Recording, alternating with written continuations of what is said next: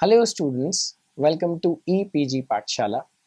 I am Tarun Kumar Vashisht, Assistant Professor at University Business School, Punjab University Regional Centre, Ludhiana, Punjab. Students, we are here to discuss module number 28, that is strategic evaluation from the subject management and the paper strategic management. So after going through my talk and the corresponding e-text given along, you should be able to understand the concept and nature of strategic evaluation, the process of strategic evaluation, the benefits, underlying benefits of strategic evaluation, the framework and models of strategic evaluation, characteristics of effective strategic evaluation, and lessons learned from the failed strategies on strategic evaluation. Now let us start our discussion with whatever Lenz had to say on strategic evaluation. He said that the companies are most vulnerable when they are at the peak of their success. Students, one of the widely accepted quotes about change is that change is the only constant. But if we go deep into this particular issue, we would find that the rate of change is not at all constant. It is increasing, it is accelerating. The business environment wherein the companies operate is becoming more and more dynamic. And correspondingly, the product life cycles are becoming shorter. You would be amazed to know that in 1970s or 80s, automobile companies with their models used to be in the market for years without changing those. But can it happen today? No. The companies have to continually change the features and add on like every month or time to time. Otherwise, they will be out of the market.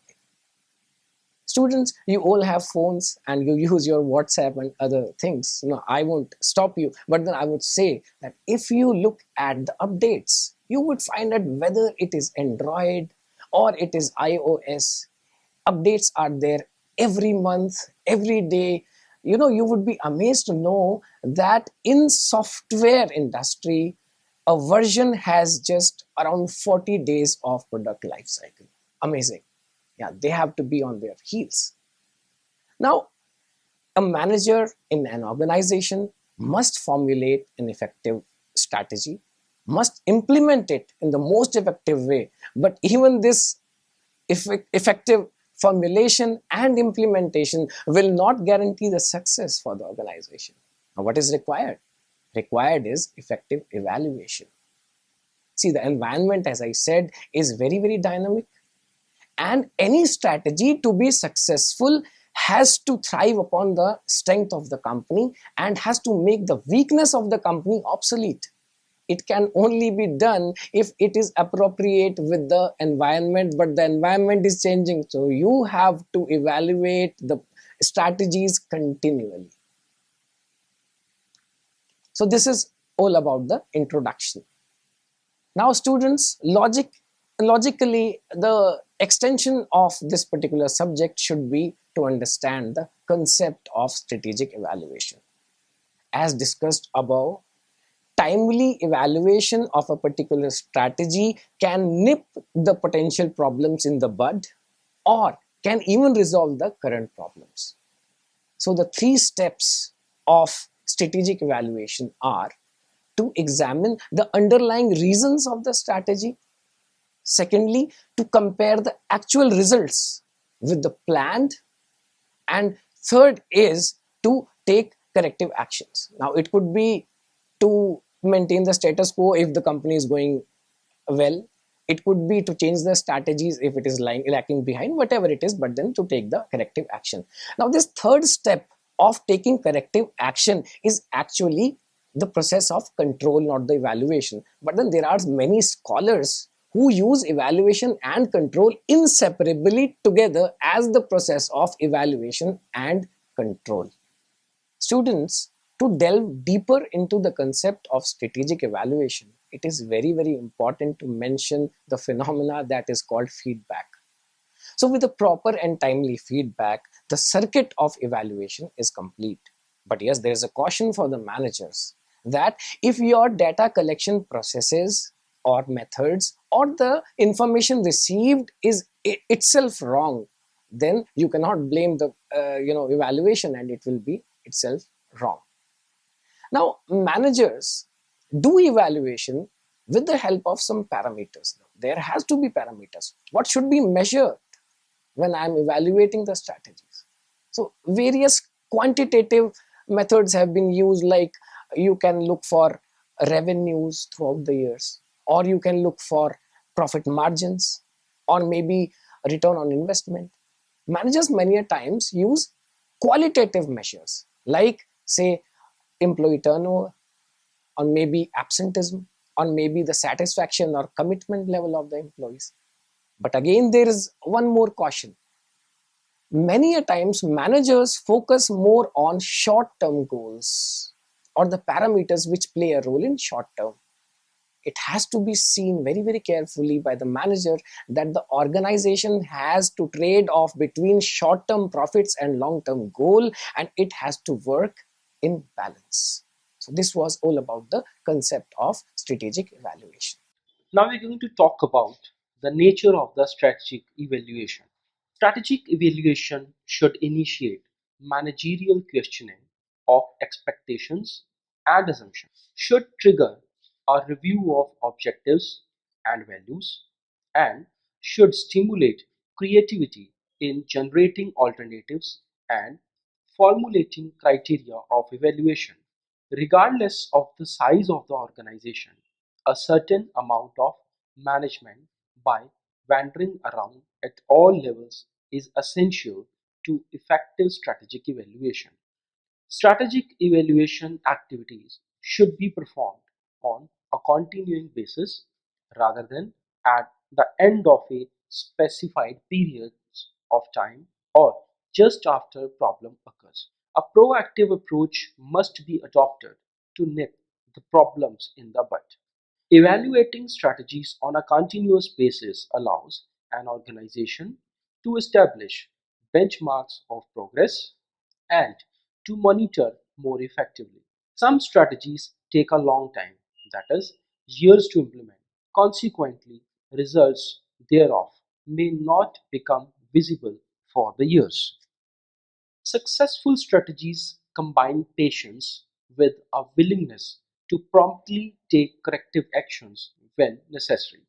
Managers of the firm should be continually aware of progress made towards achieving the firm's objectives. A critical success factors for the organization change, managers should involve themselves in determining appropriate corrective actions. If assumptions and expectations deviate significantly from the forecast, then the organization should renew strategy formulation activities. In strategy evaluation, like strategy formulation and implementation, people make a real difference. Through the active involvement in the process of evaluating strategies, managers and employees become committed to keep the organization achieve its defined objectives. Now, we should delve upon the benefits of strategic evaluation, because you must know the benefits. Without that, why are you studying that? You have the right students to ask the question, why are we studying it? What are the benefits of strategic evaluation? Now, one of the first benefit and most important benefit is that strategic evaluation ensures that the organization is moving into right direction. Many a times what happens is that organizations have very good management policies, they are very productive, but then there could be wrong vision in their hands. Maybe the leaders have not provided the strategic vision. It is like moving on cannot place, and after 1 hour you find that you have gone full circle and you are at the same time, same place. Yes. So it provides or ensures a right direction to the organization. It must be evaluated, the strategies must be evaluated time to time. The second benefit of strategic evaluation is that the employees can measure their performance against the maybe benchmarks set. Now, what could be the result? If I find that I'm maybe performing better than the benchmark, then it is the time to make the benchmark stricter. If the benchmark are illogically high, then maybe I should make them realistic. So this helps an organization. Thirdly, when you have the proper feedback and benchmarks and you can see your performance, how you are performing, you are instilled with the confidence. And it is not just with employees, even the outside or the external stakeholders of the organization, like the government or the stockholders or maybe the investor, the new investors, they will put more credence to the company and invest in the company very, very heavily, which could be one particular success factor for the organization. Dear students, let us now talk about the strategic evaluation process. As discussed earlier, evaluation plays a cardinal role in strategic management. Its role is to critically assess how well or bad things are going at every phase of strategic management process so that the necessary action may be taken to improve the performance of the organization. The terms evaluation and control, although almost always used together, are not necessarily the same thing. The diagram in the next slides related and yet different roles played by evaluation and control in the strategic management process. So this diagram highlights the place of strategy evaluation in the overall strategic management process.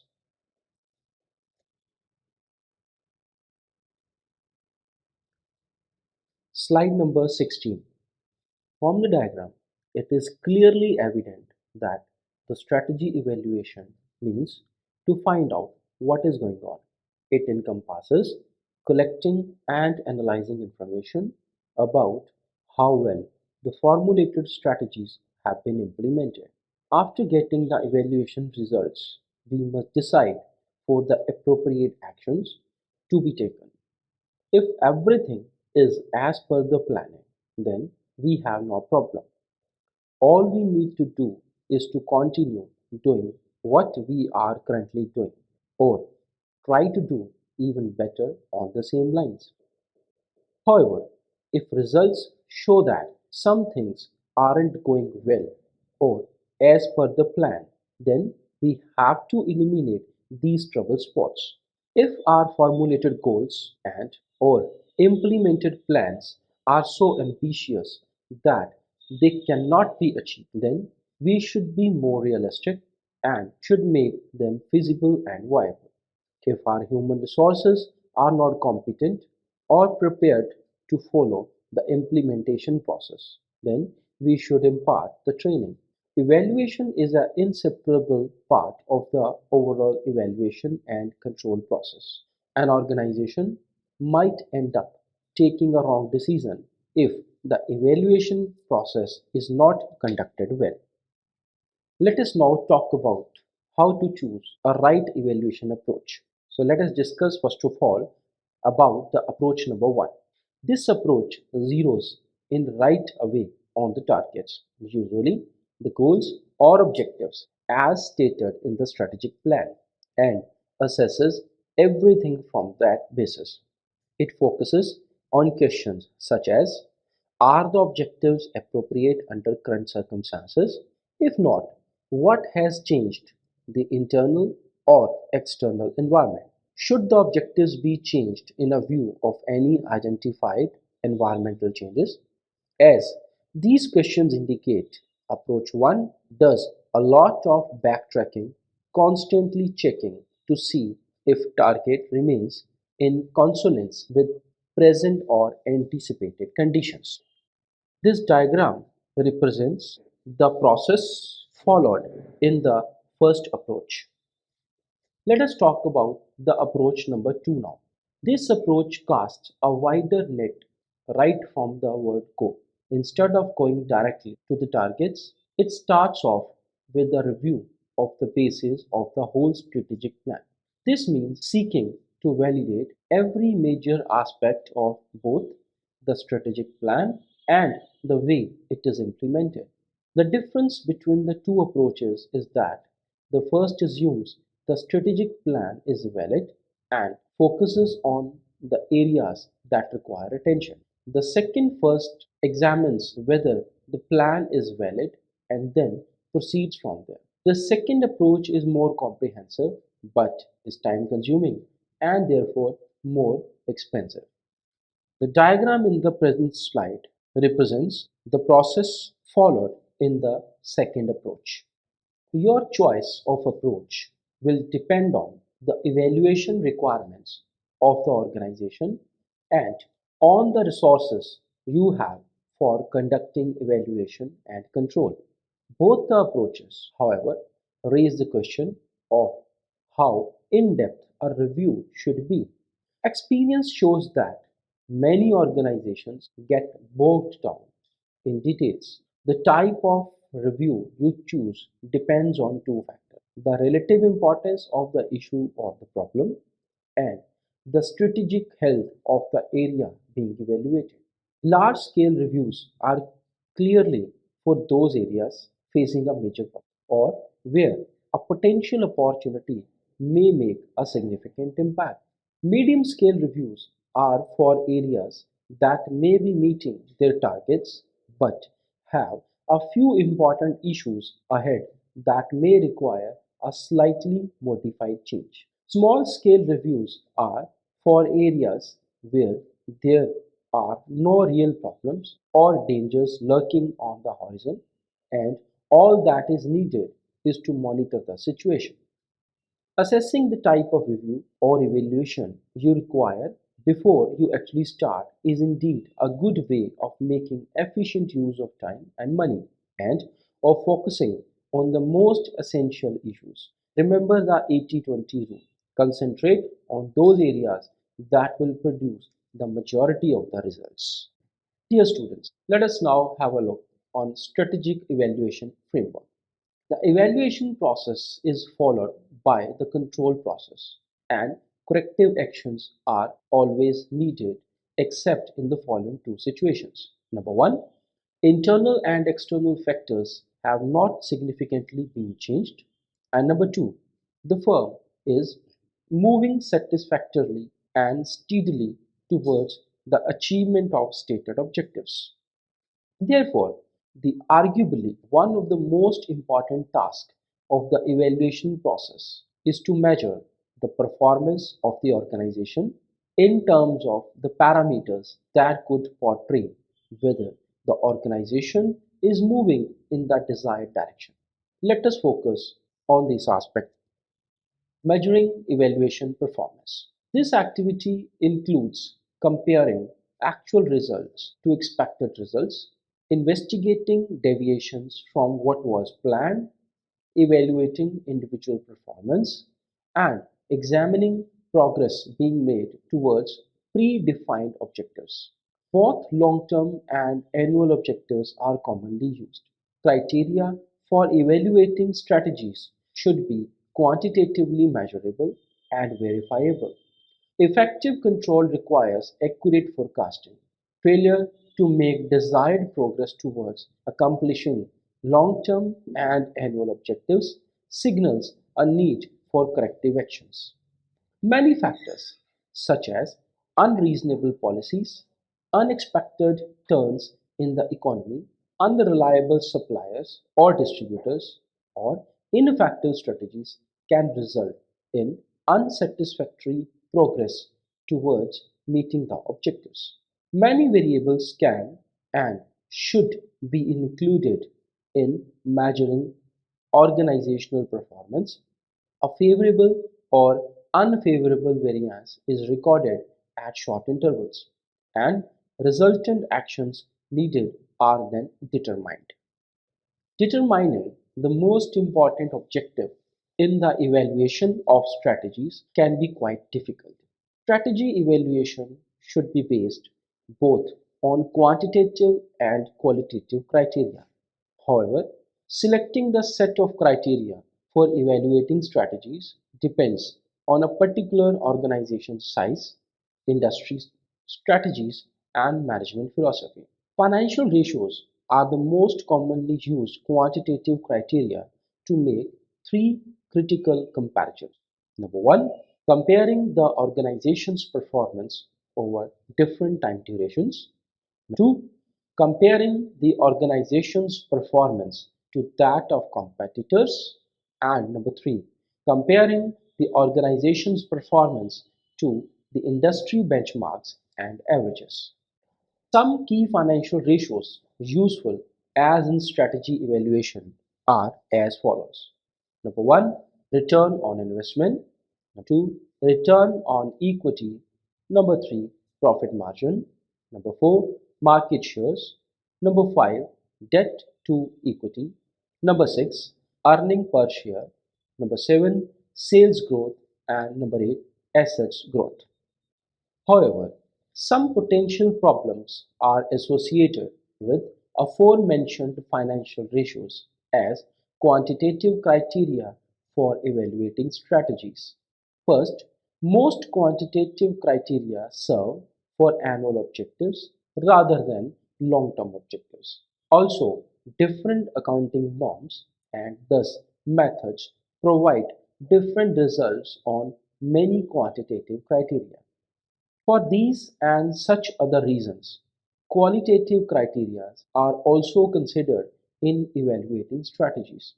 Human factors such as high absenteeism and attrition rates, poor productivity quality and quantity, or low employee satisfaction and commitment can be major cause of declining performance. Marketing, finance, accounting, R&D, or management information systems factors too can contribute to the financial problems.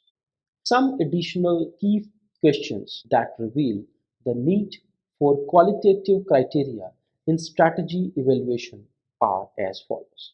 How good is the firm's balance of investments between high risk and low risk projects? How good is the firm's balance of investments between long-term and short-term projects? How good is the firm's balance of investment between slow-growing markets and fast-growing markets? How good is the firm's balance of investments among different divisions? To what extent are the firm's alternative strategies socially responsible? What are the relationships among the firm's key internal and external strategic factors? The last can be how are major competitors likely to respond to a particular strategies. Let us now talk about the different models which can be used for the strategy evaluation. It is literally impossible to demonstrate that a particular strategy will prove to be optimal or to guarantee that it will even work. The best we can critically analyze a strategy on some fundamental points. So the very first model that can be used in this regard is Richard Remelet model. One such model is prescribed by Richard Remelet, wherein he suggests four criteria, that is, consistency, consonance, feasibility, and advantage. Consistency and feasibility are mostly based on internal assessment, whereas consonance and advantage are largely based on external assessment of the firm. These four criteria can be discussed as number one, the consistency.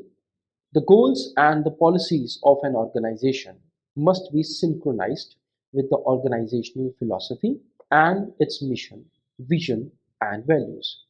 Strategy inconsistencies may result in the following symptoms. A. Managerial problems persist even after changing the problem personnels. Problems prove to be issue-based rather than personnel-based. B.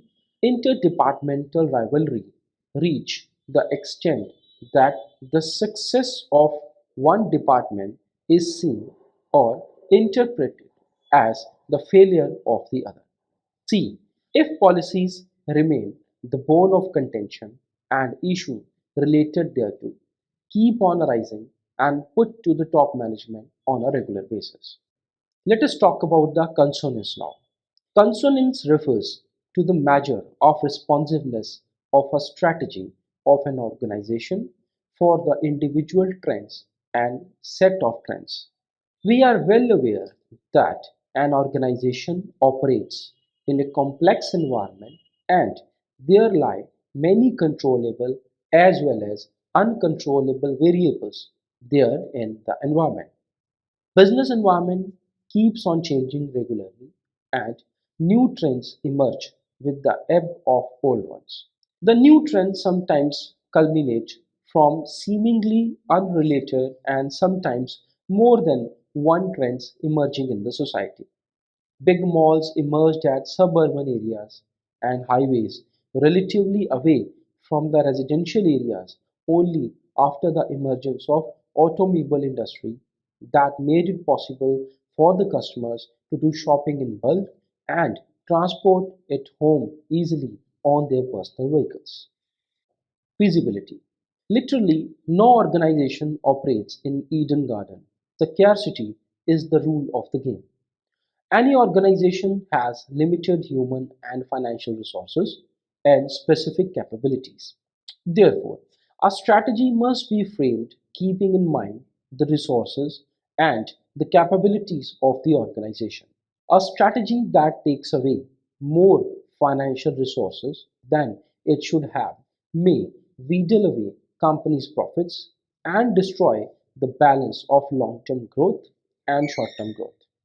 JP Group is an archetype of a wrong strategy leading to a large infrastructure project undertaken by the organization with the help of assuming debts.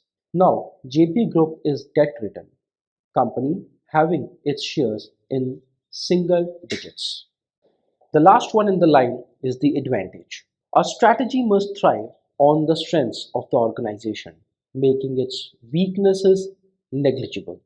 It must take advantage of the opportunities lying in the environment and must get the threats out of the way. Such a strategy, if provides appropriate positioning to the organization, culminates into the competitive advantage. Reliance Industries, being so large, a global company with its proven credibility, gets a competitive advantage by getting cheapest capital being exposed to global reach. Though most of the companies having such competitive advantage are large in size, some small companies too are able to get a competitive advantage through making a successful niche for themselves. Let us now talk about the next model called the TILS model. A classic approach by TILS has a different modus operandi. He offers the following key questions that must be considered when evaluating our strategy. These questions are: number one, is the strategy consistent internally? Number two, is the strategy consistent with the environment? Number three, is the strategy appropriate in view of available resources? Number four, does the strategy involve an acceptable degree of risk? Number five, does the strategy have an appropriate time frame? Number six, is the strategy workable? And to this list, some other authors have added three more questions. What is the position of our competitors in comparison to us? And what is its implication on our strategic approach? How might the competitors react to our strategy? And how competent is the strategist who put the strategic plan together? Many of the assessment models overlook the question. However, it is very important to assess the competencies of the managers who put the strategy together. From the discussion above, it can easily be surmised that success today is no guarantee of success tomorrow. The business environment changes so drastically that the competitive advantage may vanish completely with the passage of time with the changed situations. For example, Nokia, which was once thought to be the paragon of success, got literally wiped out. Nokia maintained the largest share in the mobile phone industry for years, but made two gross mistakes strategically. First, it could not grab the large emerging market of dual SIM mobile phones and let Samsung and other new companies put their strong foothold in this segment. And second, it could not see the advantage of adopting Android platform with its better revenues and continued with Symbian, its old love. Strategic evaluation getting more difficult. The strategic evaluation is getting more and more difficult with the passage of time thanks to the following major reasons. One, economies are becoming more and more global, making the environment complex, and zillions of variables connoting interdependence of economies on each other. The world was relatively more stable, but it is becoming more and more dynamic, resulting in small product life cycles. Another reason is technology transfer is getting easier and companies constantly develop new competencies to keep surviving and thriving in this cutthroat competition. And another reason can be the competitors were few in number due to closed economies earlier. And now companies are becoming global and competing in the foreign markets. Because of all above reasons, planning and predicting future are becoming very difficult, making strategy evaluation a tedious task. Let us now talk about the characteristics of an effective strategic evaluation. A strategic evaluation must meet the following basic requirements to be effective. The evaluation must be economical. Too much information could be as bad as too little information. Second can be strategic evaluation should provide timely and executable information to facilitate the corrective actions. Third, strategic evaluation should be designed to provide a true picture on what actually is happening in the organization. Four, strategic evaluation process must foster mutual understanding, trust, and cooperation from the different parts of the organization. 5. The strategic evaluation process must be simple, not complex or restrictive. 6. There is no fit to all evaluation process, and every organization must design it taking into consideration zillions of the variables affecting it. When strategy fails, lessons from the strategy evaluation. There is perhaps no better way of stressing the importance of evaluation than by stating some lessons on the failures. The review of literature suggests that it is very much likely that if a proper evaluation system is set in place, problems could be detected earlier and perhaps resolved before they could have done a serious damage. The following are the major reasons that contribute to the failure of the well-planned strategy by an organization. Expecting results too fast, lack of commitment of the top management throughout the entire process or at some important stage, too much complexity, loss of momentum, not educating people about strategic management, inadequate line management involvement, telling senior management what they want to hear, too much form, very little substance, isolation from the competitive environment, extrapolation from the past, failure to differentiate, inexperience in strategic management, and understanding the nature and extent of disruption that can happen as a result of changes.